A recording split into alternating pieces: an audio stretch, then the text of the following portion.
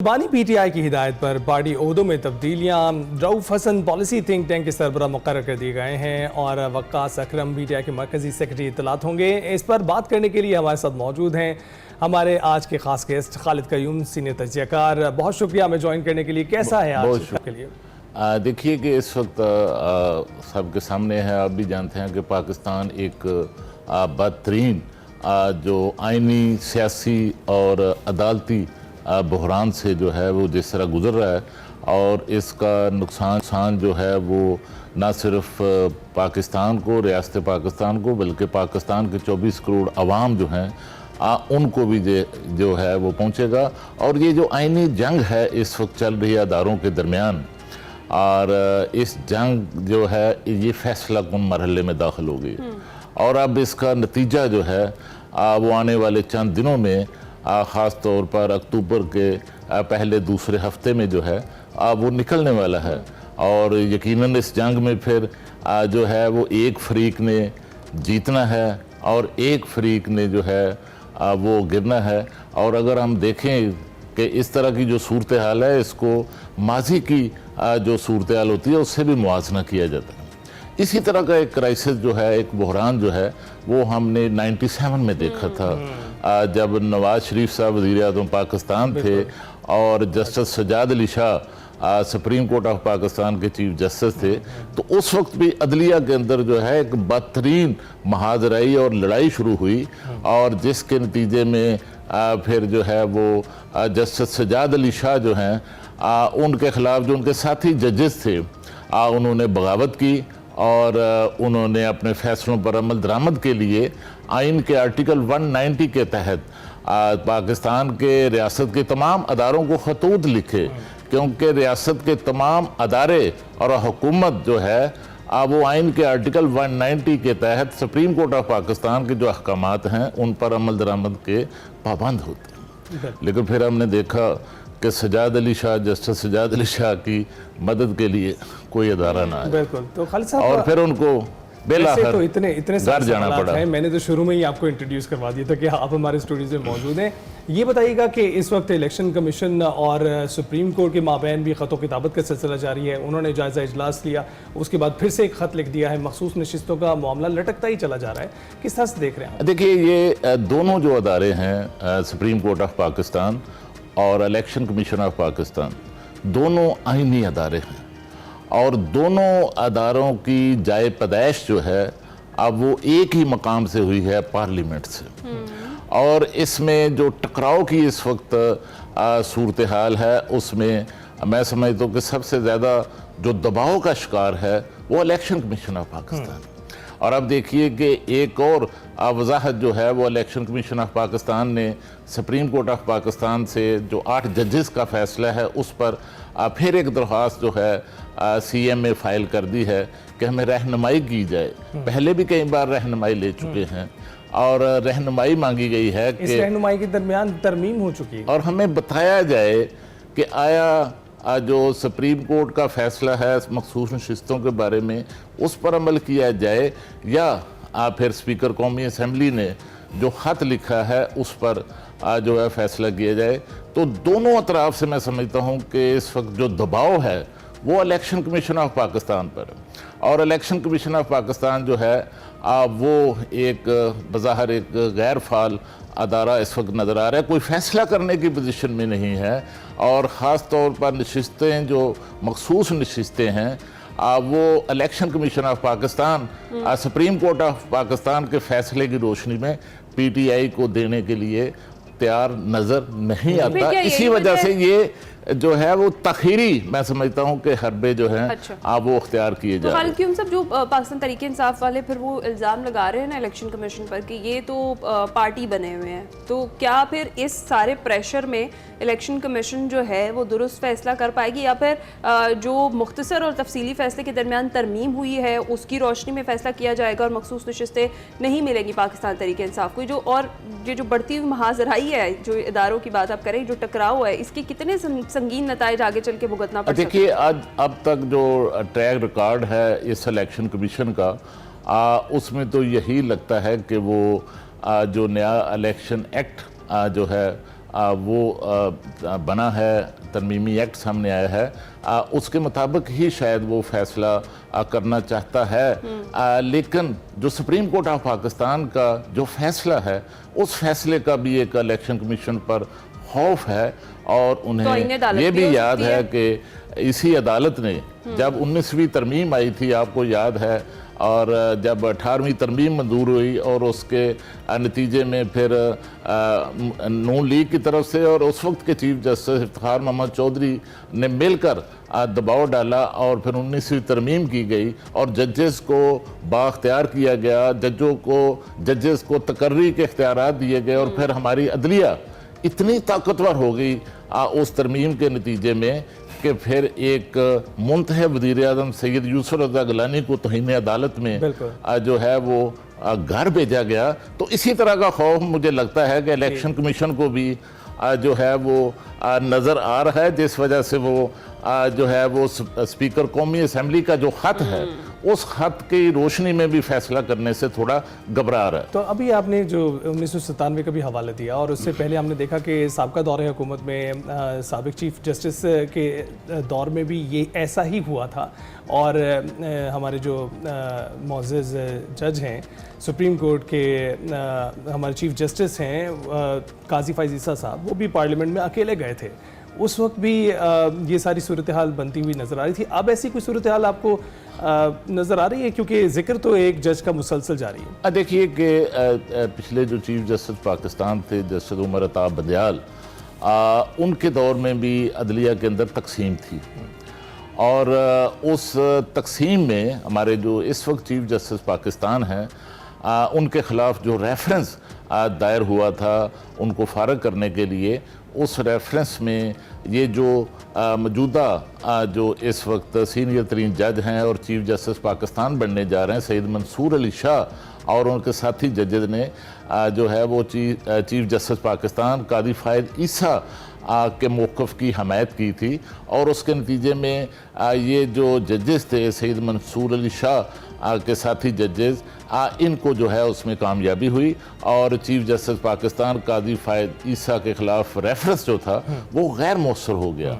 और उस दौरान भी इसी तरह के खतूत जो हैं वो उनका जो लिखे जाते रहे। लेकिन अब मैं आपको बताऊं कि जब कादी फ़ाइज़ ईसा चीफ जस्टिस पाकिस्तान बने तो उनसे ये तवक्कुआत की जा रही थी, उनसे ये उम्मीदें जोड़ी जा रही थी कि शायद अब उनके चीफ जस्टिस पाकिस्तान बनने के बाद अदलिया के अंदर जो तकसीम है उसका खात्मा होगा। लेकिन बदकिस्मती से ये तकसीम ख़त्म होने की बजाय जो है वो पहले से भी ज़्यादा जो है वो बढ़ गई है। और इसका नुकसान देखें कि पाकिस्तान के अवाम को होगा कि उनको इंसाफ के लिए, पहले इंसाफ के हसूल के लिए पहले ही बेशुमार मुश्किलात का सामना है। तो इस वक्त इंसाफ देने वाला जो सबसे बड़ा पाकिस्तान का अदारा है, अगर वहाँ पर इसी तरह की महाजराई और बयानबाजी जो है वो होगी और अपने मुफाद की जो है वो मामलात होंगे तो फिर नीचे इंसाफ कैसे मिले। खालिद साहब, और दूसरी चीज़ ये कि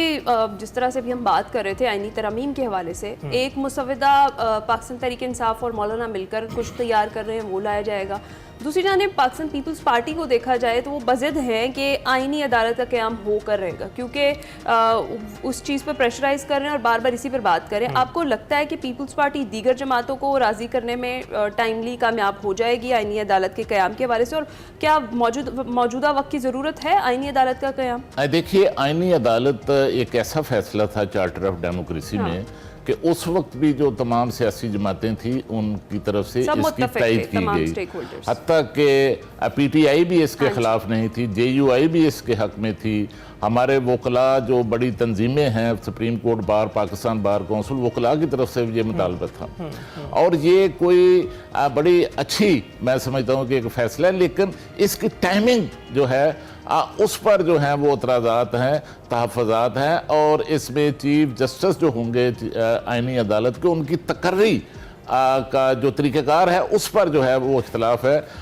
इसके बावजूद पीपल्स पार्टी इसलिए चाहती है कि इस पर अमल दरामद हो, क्योंकि उस वक्त जब 18वीं तरमीम बन रही थी तो उस वक्त के चीफ जस्टिस पाकिस्तान और मुस्लिम लीग नून की क़यादत जो है उन्होंने मिलकर आईनी अदालत का रास्ता रोका, और अब सूरत उस वक्त नून लीग की क़यादत को, नून लीग को ये सूट नहीं करती थी, और इस वक्त जो है मुस्लिम लीग नून को भी सूट करती है।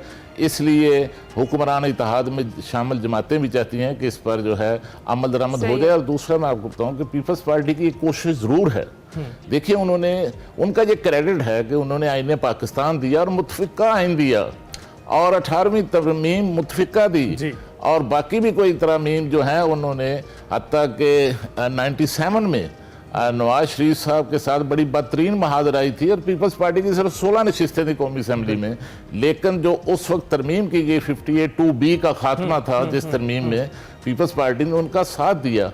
और अब भी मैं आपको बताऊं कि ये तरमीम जो है पीपल्स पार्टी चाहती है इत्तफाक़ राय से हो, और अगर इस पर इत्तफाक़ राय नहीं होता तो मैं आपको बता दूं ये तरमीम ये तय हो चुका है कि ये तरमीम हर सूरत आनी है, क्योंकि इसके लिए जो हुक्मरान इत्तेहाद है उसने जो 30 सितंबर को एक बड़ी अहम दरख्वास्त नज़रसानी की जो है वो समाअत के लिए मुकर्रर हो गई है। 63A की जो तशरीह है उस पर नज़रसानी की समाअत होगी, और हुक्मरान इत्तेहाद ने इस समाअत से जो है वो 2/3 अक्सरियत के हवाले से अपनी उम्मीदें जोड़ ली। बिल्कुल। अब हम देख रहे हैं पीटीआई भी दूसरी जानिब बहुत मुतहरिक नज़र आ रही है, कभी इस्लामाबाद में जलसा, कभी लाहौर में जलसा। अब 28 सितंबर को रावलपिंडी में जलसा हो रहा है, और अभी लाहौर में एक बार फिर करेंगे अक्टूबर में।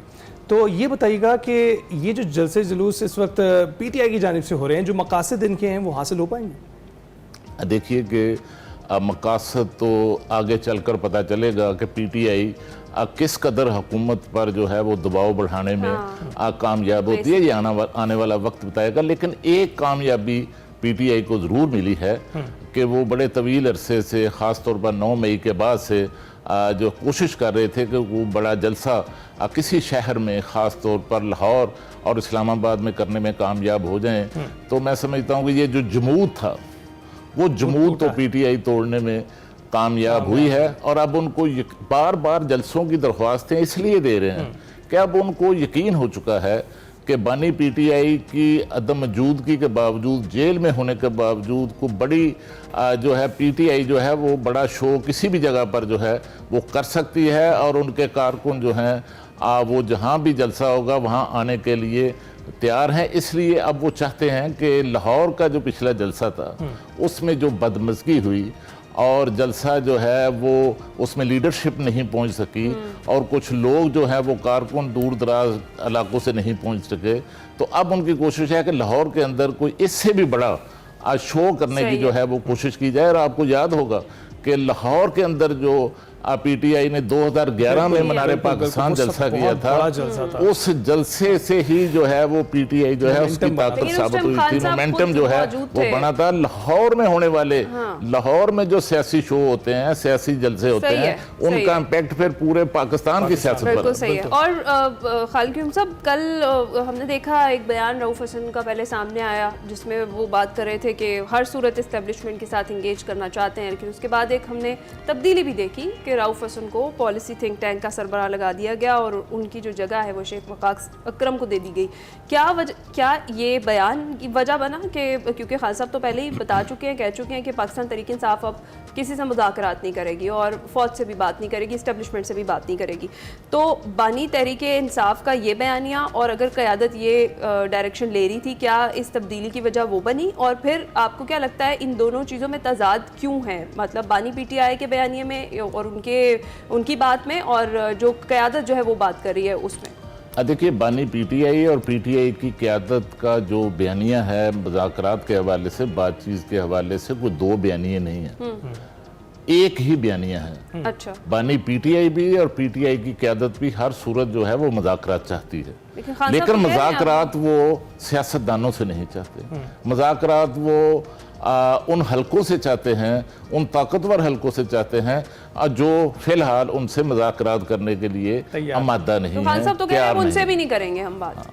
खान साहब हमेशा उस खान साहब देखिए, खान साहब के बयान जो हैं वो बदलते रहते हैं। अच्छा। और इस तरह ये अब उन्होंने बयान बदला, लेकिन मैं समझता हूँ कि इस बयान को जो है वो मानने के लिए कोई तैयार नहीं। वो एस्टेब्लिशमेंट से अपने मामला जो हैं वो तय करना चाहते हैं और बातचीत करना चाहते हैं, और जब दूसरी तरफ से रिस्पांस नहीं आता तो फिर इस तरह का मायूसी वाला बयान जो है। तो है। खालिद साहब, वो आते हैं। आपकी मौजूदगी का हम फ़ायदा उठाते हैं, मईशत पे भी आप कड़ी नज़र रखते हैं। IMF से एक डील हुई है हमारी अभी रिसेंटली, 3 साल 7 अरब, कैसे देखते हैं इसको?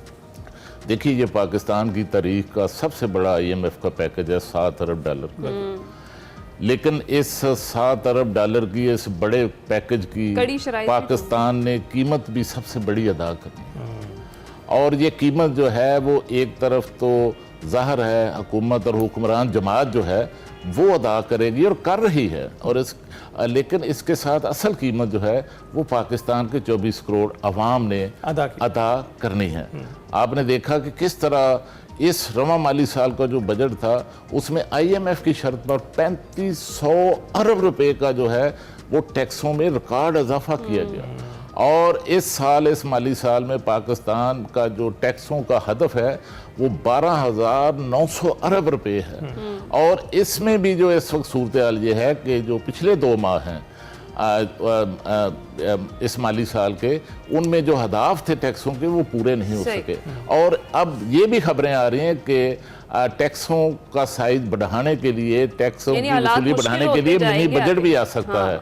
और इसके साथ जो नॉन फाइलर की शर्त है वो कैटेगरी ही खत्म कर दी गई है। उन पर 15 से ज्यादा शर्तें आयद की जा रही हैं, 5 पर तो 15 में शुरू कर दिए गए, 15 पाबंदियां लगाई गई। मैं समझता हूँ कि इस पर सख्तियां जो हैं वो अवाम पर भी एक कीमत हुकूमत ने भी अदा की है, मुस्लिम लीग नून ने भी अदा की है। आपको याद होगा कि लाहौर अवान सनतो तिजारत जो है ये पाकिस्तान का प्रीमियर चैम्बर है, और पिछले 50 साल से लाहौर अवान सनतो तिजारत के अंदर जो होल्ड था वो प्रो मुस्लिम लीग नून ग्रुप जो है उनका था, जिसको फाउंडर्स ग्रुप कहते थे। और वज़ीर आज़म पाकिस्तान शहबाज शरीफ इसी लाहौर चैम्बर से जो है उसके सदर रहे हैं। नए वज़ीर आज़म पाकिस्तान हसाक डार इस चैम्बर के सदर रहे हैं। तो अब इस जो चैम्बर के हालिया 2-4 रोज़ पहले जो इंतखाबात हुए हैं वहाँ बदतरीन हुकूमत का जो हमायत याफ्ता ग्रुप था 50 साल से, उसका सफाया हो गया। वो तमाम वक्त हमारे सेगमेंट का खत्म हो गया। बहुत शुक्रिया आपका, आप तशरीफ लाए और जिस तरह से हमने सियासी और मुआशी सूरत हाल पर नजर डाली है। खान ने भी एंड में याद करा दिया जी, नॉन फाइलर्स को हम भी आपको मंडे को भी याद करा देंगे, मंडे को आखिरी तारीख है, उससे पहले फाइलर हो जाएगी।